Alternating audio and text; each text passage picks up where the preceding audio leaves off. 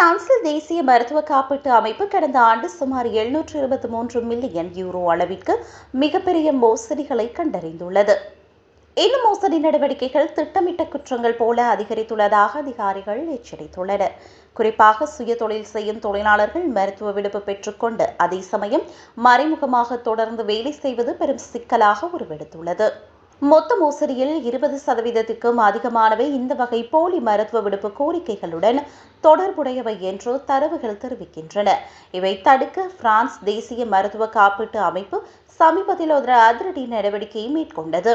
நாடு முழுவதும் ஒரே நாளில் 850 சுயதொழில் செய்பவர்களை குறிவைத்து அதிகாரிகள் திடீர் தணிக்கைகளை மேற்கொண்டனர். இந்த அதிரடி சோதனையில் 4 ஒருவருக்கு மேல் விதிமீறல்களில் ஈடுபட்டிருப்பது கண்டறியப்பட்டது.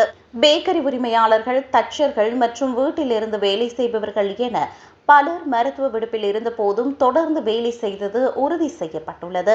ஆனால் சுயதொழில் செய்பவர்கள் சங்கத்தின் பொதுச் செயலாளர் இதனை மோசடியாக மட்டும் பார்க்கக்கூடாது என்று வாதிடுகின்றார்.